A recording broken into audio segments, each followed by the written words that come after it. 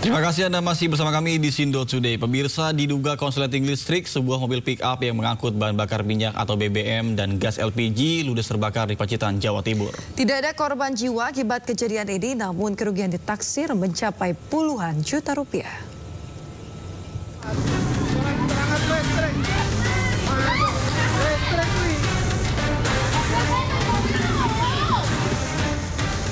Kobaran api membakar sebuah mobil pick-up yang mengangkut bahan bakar minyak BBM dan gas LPG di Jalan Raya jurusan Solo di depan Pasar Punung Pacitan.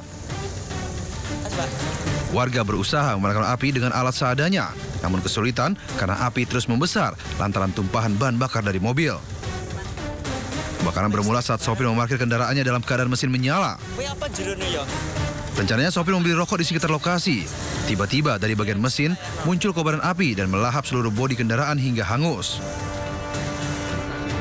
Api berhasil dipadamkan 30 menit kemudian setelah satu unit mobil pemadam kebakaran dari Damkar Pacitan tiba di lokasi.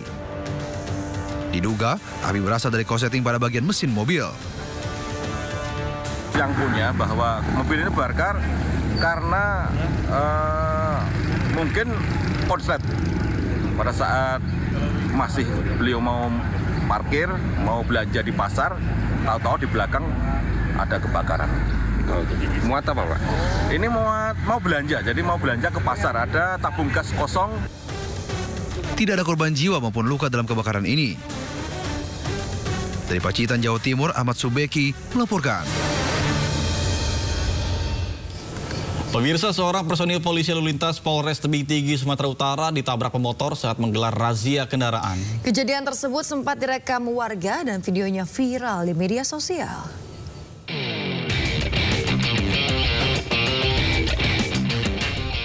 Inilah video amatir detik-detik seorang personil polisi lalu lintas ditabrak pemotor. Peristiwa terjadi saat Satuan Lalu Lintas Polres Tebing Tinggi menggelar razia kepatuhan pajak kendaraan bermotor di Jalan Ahmad Yani, Simpang, Jalan Iskandar Muda, Kota Tebing Tinggi. Petugas kepolisian berusaha memberhentikan seorang pemotor karena tidak menggunakan helm dan kelengkapan kendaraan. Namun bukannya berhenti, pemotor malah menambah kecepatan sehingga menabrak polisi. Akibatnya polisi terpental dan pengendara motor ikut terjatuh. Pada saat diberhentikan, mungkin yang bersangkutan panik atau mungkin gugup, malah menaikkan gas. Nah, sehingga petugas kami menghindar ke arah kiri. Dan ternyata juga ikut dia ke arah kiri juga. Nah, jadi jumpalah di situ kecelakaannya di situ.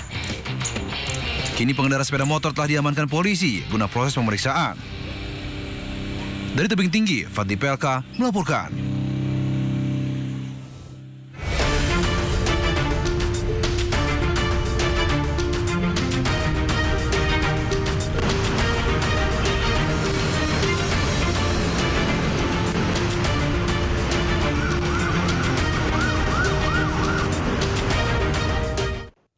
Pemirsa, saatnya kita simak pantauan lalu lintas pada hari ini dan kami terhubung dengan Bribtu Mercy dari NTMC Polri yang berada di kawasan Simpang Pancoran, Jakarta Selatan. Selamat pagi Bribtu Mercy, bagaimana pantauan arus lalu lintas dari tempat Anda melaporkan saat ini?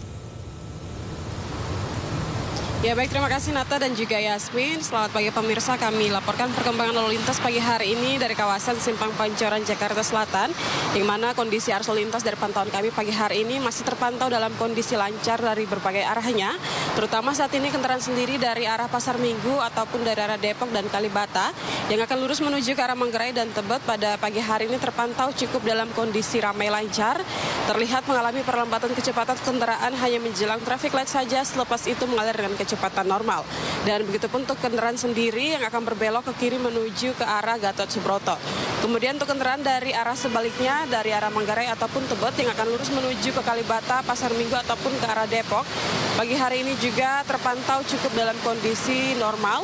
Kecepatan kendaraan masih dapat dipacu dan kecepatan berkisar 45 km per jam. Dihimbau bagi pengendara untuk tetap berhati-hati, tetap patuhi rambu lalu lintas yang juga berlaku, dan terutama kepada pengendara motor untuk diharapkan selalu berhenti sebelum garis stop pada traffic light.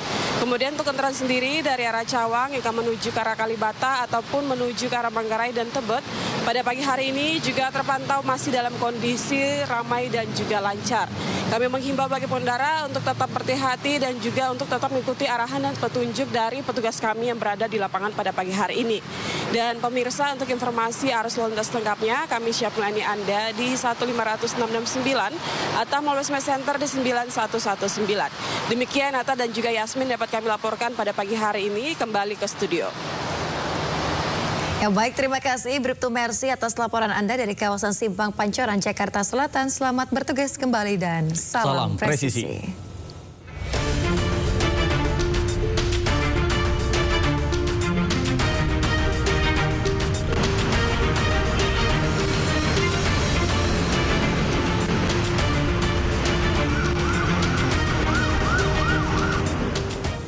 Informasi lainnya pemirsa, mantan pejabat Mahkamah Agung Zarof Rika dituntut hukuman 20 tahun penjara terkait dengan kasus vonis bebas Gregorius Ronald Tanur.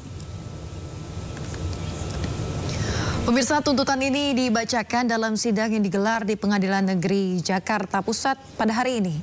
Maksud kami kemarin, selain dituntut 20 tahun penjara, Zarof juga dituntut membayar denda 1 miliar rupiah, subsidi 6 bulan kurungan. Zarof dinilai terbukti melakukan pemufakatan jahat bersama pengacara Gregorius Ronald Tanur, Lisa Rahmat, untuk memberi atau menjanjikan sesuatu berupa uang 5 miliar rupiah kepada Ketua Majelis Kasasi MA Hakim Agung Susilo.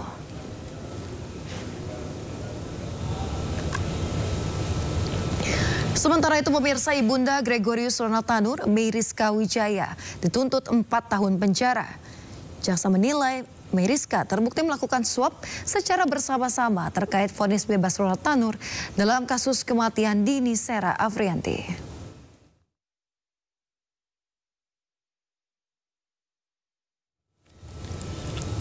Nama Zarof Rika terseret dengan kasus dugaan suap kepada 3 hakim Pengadilan Negeri Surabaya dalam vonis bebas Ronald Tanur. Ya, Zarof diduga menjadi maklar kasus tersebut.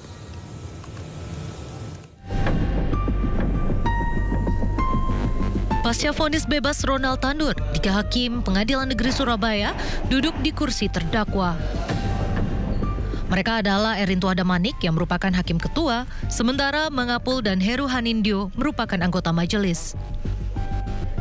Ketiganya didakwa sebagai penerima suap dan gratifikasi dalam vonis bebas Ronald Tanur dengan nilai 1 miliar rupiah dan 308 ribu dolar Singapura dengan total sekitar 4,67 miliar rupiah. Total ada 6 orang yang ditetapkan sebagai tersangka atas kasus dugaan gratifikasi putusan bebas Ronald Tanur di PN Surabaya. Mereka adalah 3 majelis hakim yang memutus perkara mantan pejabat Mahkamah Agung Zarof Rika, ibu serta pengacara Ronald Tanur. Dari penangkapan maklar kasus sekaligus mantan pejabat Mahkamah Agung Zarof Rika, diduga ada pemufakatan jahat untuk menyuap Majelis Hakim Kasasi perkara Ronald sebesar 5 miliar rupiah agar putusannya menguatkan vonis bebas Majelis Hakim PN Surabaya. Kasus bermula dari jeratan hukum untuk Ronald Tanur atas kematian kekasihnya Dini Sera Afrianti. Ibu Ronald Tanur, Meriska Wijaya, berupaya agar anaknya bebas. Ia pun meminta pengacara bernama Lisa Rahmat mengurus perkara tersebut. Lisa lalu menemui Zarof Rika untuk mencarikan hakim PN Surabaya yang dapat menjatuhkan vonis bebas. Ronald pun akhirnya divonis bebas pada 24 Juli 2024. Namun di tingkat kasasi, Mahkamah Agung membatalkan putusan bebas tersebut. Ronald Tanur akhirnya divonis 5 tahun penjara. Tim Liputan iNews melaporkan. Ke kasus lainnya pemirsa, sidang lanjutan gugatan hak identitas anak yang dilayangkan baru dewasa Lisa Mariana kepada Ridwan Kamil kembali digelar di Pengadilan Negeri Bandung. Ridwan Kamil sebagai pihak tergugat kembali tidak hadir.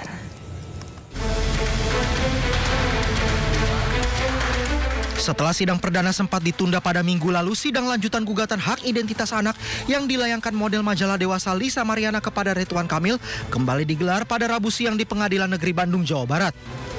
Seperti sidang sebelumnya, Ridwan Kamil kembali tidak hadir dan hanya diwakilkan oleh kuasa hukumnya. Dalam agenda mediasi itu tidak ada titik temu antara pihak tergugat dan penggugat sehingga sidang mediasi akan dilanjutkan pada 4 Juni mendatang. Pihak dari kuasa hukum Lisa Mariana meminta dalam sidang selanjutnya agar Ridwan Kamil hadir karena selaku prinsipal sesuai peraturan Mahkamah Agung.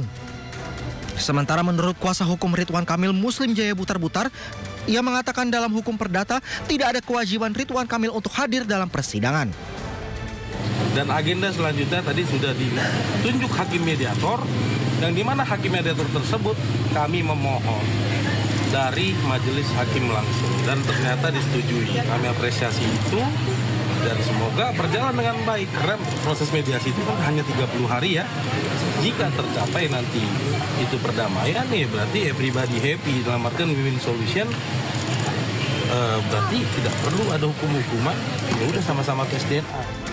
Diketahui Lisa Mariana melakukan gugatan terhadap Ridwan Kamil terkait soal hak identitas anak hasil hubungan dengan Ridwan Kamil. Ia meminta agar Ridwan Kamil mengakui anak dari Lisa Mariana. Dari Bandung, Jawa Barat, Yanuar Syandika, iNews melaporkan. Pemirsa, sejumlah kader PDI Perjuangan melaporkan Menteri Koperasi Budi Aris Setiadi ke Bareskrim Polri. Ya, Budi Ari dilaporkan karena dugaan pencemaran nama baik dan fitnah kepada kader PDIP.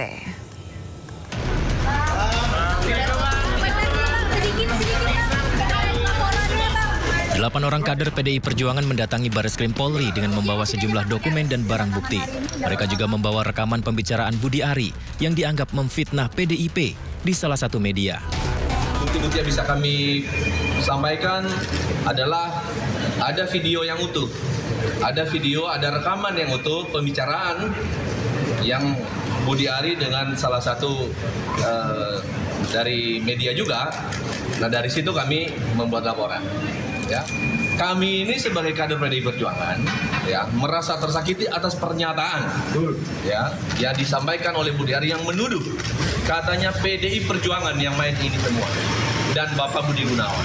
Nah, ini kami PDI Perjuangan, kader PDI Perjuangan, kami merasa bahwa apa yang disampaikan itu adalah fitnah yang mungkin menurut teman-teman juga akan menjadi sesuatu hal yang menyakiti.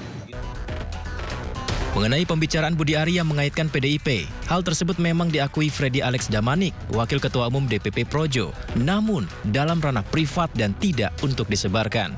Karena rekaman itu bisa menyebar, ya, karena rekaman itu sendiri, ya, itu merupakan klarifikasi langsung kepada wartawan ataupun pimpinan redaksi. Klarifikasi langsung ke pimpinan redaksi? Ya, dan beliau meminta agar rekaman itu tidak dipublikasikan. Karena memang tidak ditulis. Karena memang itu semacam hanya pembicaraan privat. Sebelumnya tersebar rekaman suara Budi Ari viral di media sosial hingga membuatnya berseteru dengan kader PDIP karena mengaitkan kasus judi online yang sedang diberantas pemerintah dengan kader PDI Perjuangan. Informasi lainnya pemirsa, jelang kedatangan Presiden Macron ke Candi Borobudur pun bersolek. Ya, wisatawan masih bisa berkunjung ke Candi Borobudur tapi hanya dibatasi di zona 2, sementara zona 1 atau zona terdekat candi sudah ditutup.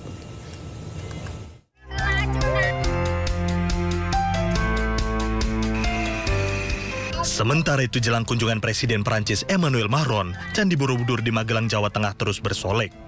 Masyarakat masih bisa berkunjung ke Candi Borobudur, tapi hanya sampai zona 2, sedangkan zona 1 atau zona terdekat candi sudah ditutup. Bangga nggak Mas kalau di... Bangga banget ya. Bangga ya. Sebagai warga negara Indonesia, kedatangan Presiden dari Prancis ya. Bisa datang ke sini. Iya, bisa datang ke sini. Sejumlah fasilitas tambahan untuk menyambut Presiden Prabowo dan Presiden Macron terus disempurnakan. Kedua pemimpin negara itu akan mengunjungi Candi Borobudur pada Kamis besok. Dari Magelang, Jawa Tengah, Puji Hartono melaporkan.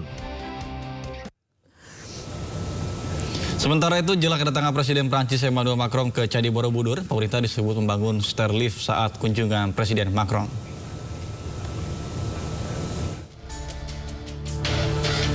Pemirsa, rencana pembangunan stairlift di Candi Borobudur direspon oleh para ahli arkeologi. Perkumpulan Ahli Arkeologi Indonesia menyebut agar pihak pengelola mencermati secara seksama dampak yang mungkin ditimbulkan. Di mana pemasangan alat tersebut diharap tidak menimbulkan kerusakan fisik maupun menurunkan citra Candi Borobudur sebagai cagar budaya.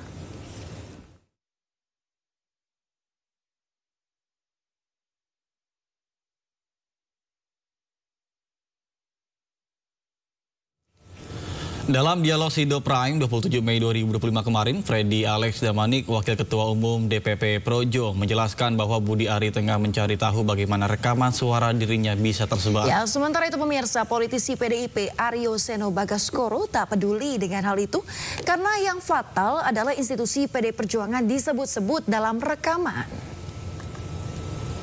Jelaskan, meyakinkan media tersebut, ya.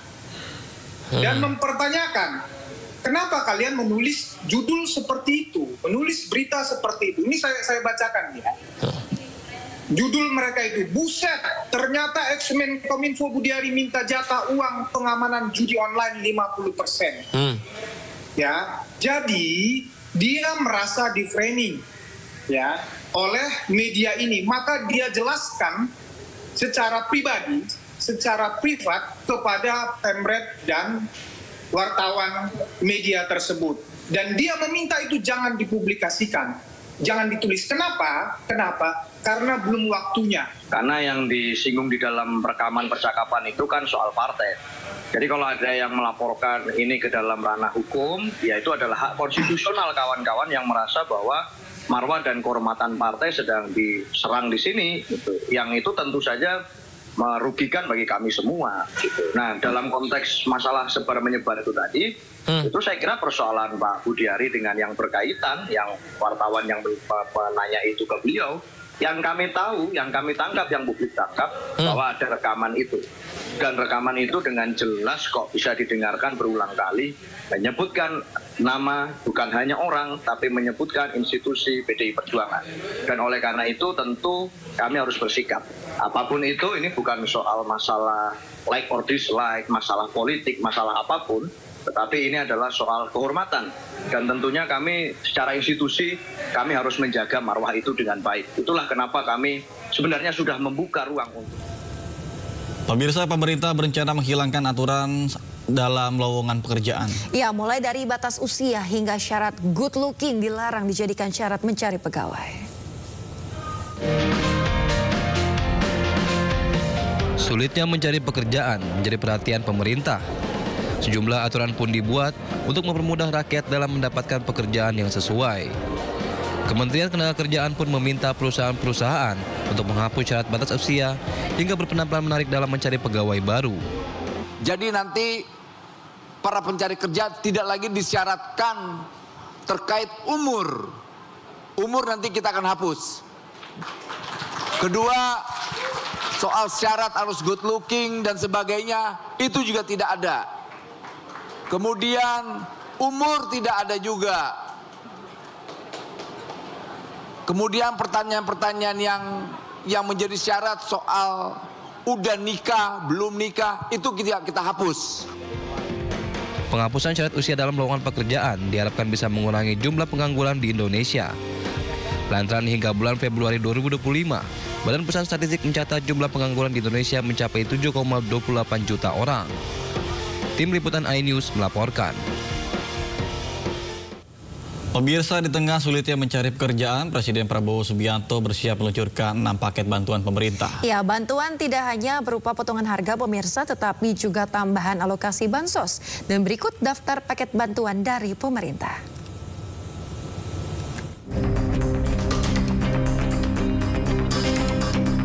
Pertama, ada diskon transportasi untuk angkutan laut, kereta api, dan pesawat.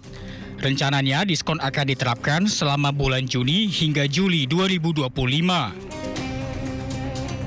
Kemudian pada bulan Juni dan Juli, pemerintah juga menerapkan potongan tarif tol di sejumlah jalur dengan target 110 juta pengendara. Tak Tak hanya itu, 79,3 juta rumah tangga dengan daya di bawah 1.300 volt ampere akan mendapatkan diskon 50%. Diskon ini akan berlaku selama bulan Juni hingga Juli 2025. Pemerintah juga akan menambahkan alokasi bansos, kartu sembako hingga bantuan pangan akan diberikan bagi 18,3 keluarga penerima bantuan. Kemudian Presiden juga janjikan akan memberikan bantuan berupa subsidi upah bagi pekerja dengan gaji di bawah 3,5 juta atau di bawah UMP. Tak hanya itu, bantuan subsidi upah juga menyasar guru honorer. Terakhir, ada diskon iuran jaminan kecelakaan kerja. Diskon diberikan untuk buruh di sektor padat karya. Tim Liputan, iNews melaporkan. Sidang gugatan terkait dengan keaslian ijazah Presiden ke-7 Indonesia Joko Widodo kembali digelar di Pengadilan Negeri Sleman. Ya, kali ini dengan agenda permohonan intervensi dari Andika Dian Prasetyo sebagai kuasa hukum penggugat.